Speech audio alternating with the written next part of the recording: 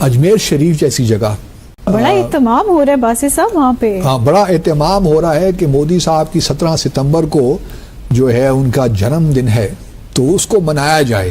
Dhaka university के एक professor की बड़ी वीडियो वायरल हो रही है और वो ये कह रहे हैं कि हमें पाकिस्तान के साथ न्यूक्लियर ट्रीटी करनी चाहिए।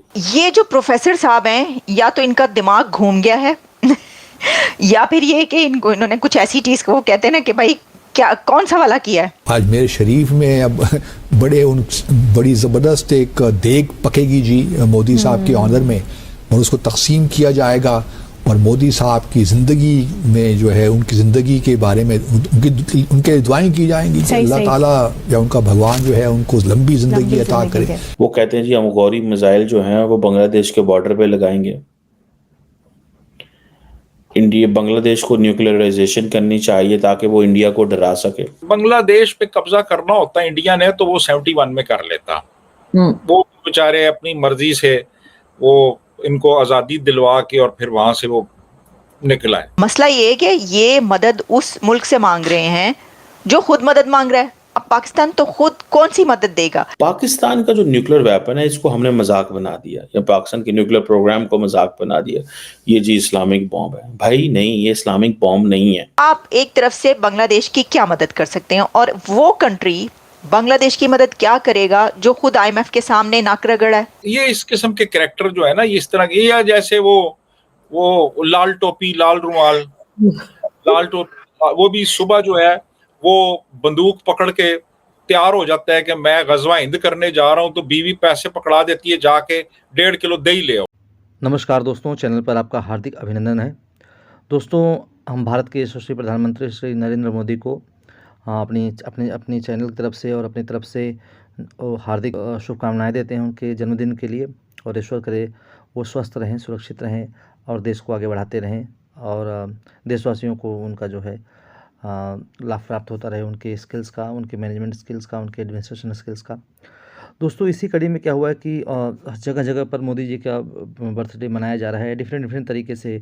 कोई सोशल सेवा कर रहा है तो कोई कहीं गरीबों में कुछ बांट रहा है, कोई गरीबों की सेवा में लगा हुआ है। तो इसी कड़ी में अजमेर शरीफ में जो है जहाँ पर राजस्थान में है अपने, वहाँ पर जो है एक बहुत बड़ा आयोजन किया जा रहा है और ज़रूरतमंदों की मदद की जा रही है। तो जब ये न्यूज़ सामने आई दोस्तों, तो पाकिस्तानियों को लगा कि मुसलमान जो है इतने लेवल पर मोदी का बर्थडे मना रहे हैं, क्योंकि उनको लगता है कि शायद ये मुसलमान और हिंदू लड़ते रहते हैं भारत में। आइए देखते हैं कि इनका इस पर क्या कहना है। अभी देखिए ना, बेचारा मुसलमान इतना परेशान है कि अजमेर शरीफ जैसी जगह, हम सब जानते हैं, हमारे यहाँ से ज़ायरीन भी जाते हैं, हर साल जाते हैं, बहुत बड़ा, मैं खुद कई बार वहाँ गया हूँ। बड़ा एहतमाम हो रहा है बासित साहब वहाँ पे। हाँ, बड़ा एहतमाम हो रहा है कि मोदी साहब की 17 सितंबर को जो है उनका जन्मदिन है तो उसको मनाया जाए। अच्छा, वो जो गद्दी नशीन हैं अजमेर शरीफ के, वो भी बड़ा बढ़ चढ़ के हिस्सा ले रहे हैं। इसलिए नहीं कि उनको मोदी से बहुत प्यार है, वो एक खौफ है।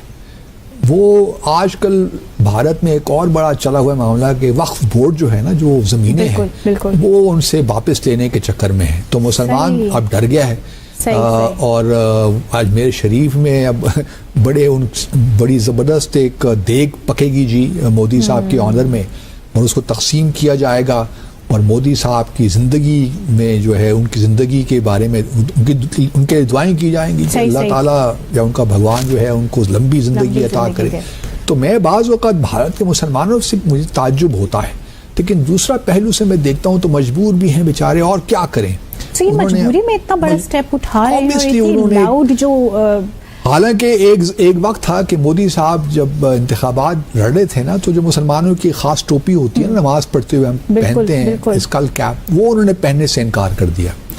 एक मुस्लिम डेलीगेशन उनसे मिलने गया, जिस तरह पग पहन लेते हैं और कोई मुख्तलिफ पगड़ियाँ हमें नजर आती हैं रंग बिरंगी, मोदी साहब पहनते हुए। पाकिस्तान में भी है ना, कोई फॉरेनर आए अजरक पहना दी, लेकिन मोदी साहब ने मुसलमानों की टोपी पहनने से इनकार कर दिया। तो बहुत बड़ी बेइज्जती थी। शॉल तो पहन ली उन्होंने, लेकिन टोपी पहनने से इनकार कर दिया। बात अगर हम करें बांग्लादेश की, बांग्लादेश में जो एक टीचर हैं, उन्होंने बात की है कि पाकिस्तान से मदद लेके उनको भी कोई न्यूक्लियर वेपन्स या न्यूक्लियर एसेट्स बनाने चाहिए भारत से लड़ने के लिए या भारत से मुकाबला करने के लिए, तो ये अचानक क्या सूझ रही है बांग्लादेश को? वरना तो बहुत अच्छे टर्म्स थे इनके भारत से। बांग्लादेश को नहीं सूझ रही जी, ये बांग्लादेश में बड़े पढ़े लिखे और बाशऊर लोग भी हैं। ये कोई ढाका यूनिवर्सिटी में कोई पढ़ाते हैं, पता नहीं कौन है ये, क्या है, कौन सा सब्जेक्ट पढ़ाते हैं ये। शाहिदुर जमान नाम है, शाहिदुर जमान आजकल कुछ नाम है। यूनिवर्सिटी में कोई सेमिनार हुआ है जिसमें कोई रिटायर्ड फौजी भी आए हुए थे, तो वो उसमें इन्होंने कहा है जी कि हमें पाकिस्तान के साथ जो है वो कुछ कॉपरेशन करनी चाहिए, कुछ न्यूक्लियर वेपन्स के हवाले से, ताकि हम भी डिटरेंस डेवलप कर सकें और हम फिर भी ढाका के पास और चिटागांग में कोई अपने न्यूक्लियर एसेट्स जो है वो डिप्लॉय कर सकें। मतलब को खबती से मखबूतुल हवास किस्म के साहब हैं जिनको कुछ पता ही नहीं है। बेसिकली ये जमात इस्लामी के हैं, वो वहाँ पे लीडर। तो जमात इस्लामी तो इसी किस्म की बातें करती हैं ना, वो यहाँ पे भी इसी किस्म की बातें वो करते रहे। और ये उनका काउंटर पार्ट है वहाँ पे बांग्लादेश में, तो ये भी इसी किस्म की वाहियात बातें कर रहे हैं। बांग्लादेश पे कब्जा करना होता है इंडिया ने तो वो 71 में कर लेता।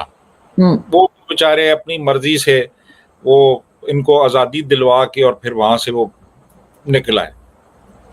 सर हमारा आइटम बम तो खुद हमारे गले पड़ा हुआ है, हमारे न्यूक्लियर वेपन्स जो है वो हमारे किसी काम के नहीं है।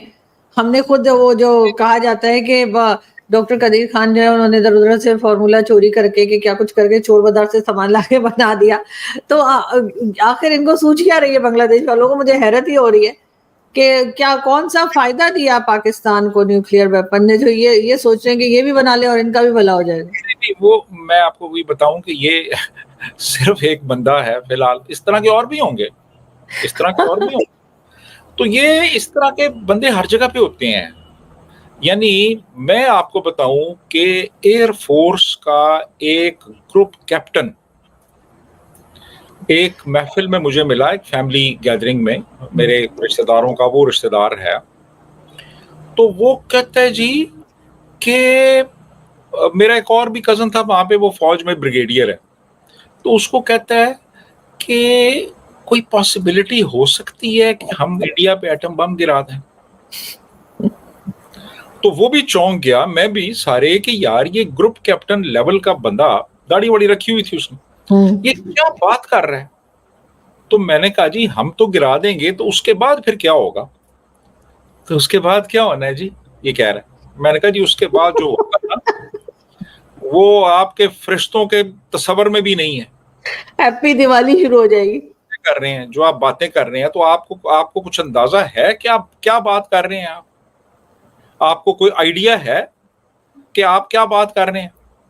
तो मेरे कहने का मतलब है कि इस तरह के खबती, मखबूतुल हवास, रिटार्डेड लोग जो हैं, मेंटली चैलेंज्ड, वो मौजूद होते हैं हर जगह पे।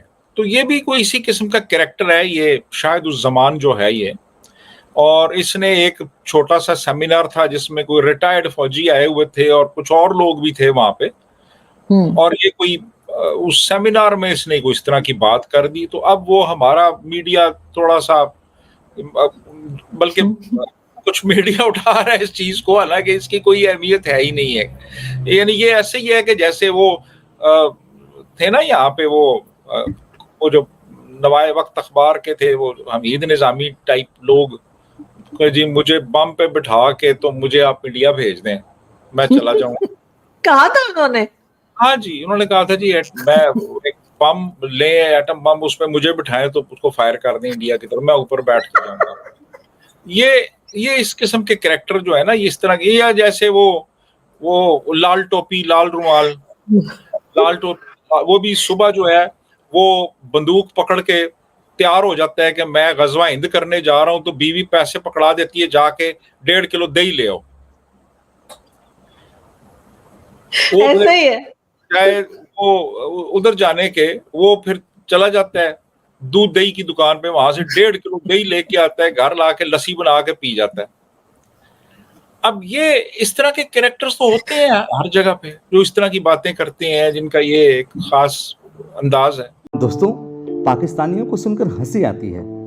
कहाँ से आते हैं ऐसे लोग ऐसा लगता है ये लोग हमारे गोले के नहीं हैं, किसी और गोले से आए हैं। कितने तेजस्वी हैं ये लोग। आप सभी हंसते रहिए और पाकिस्तानी कॉमेडी का मज़ा लेते रहिए, और चैनल को सब्सक्राइब करना और शेयर करना ना भूलें। धन्यवाद।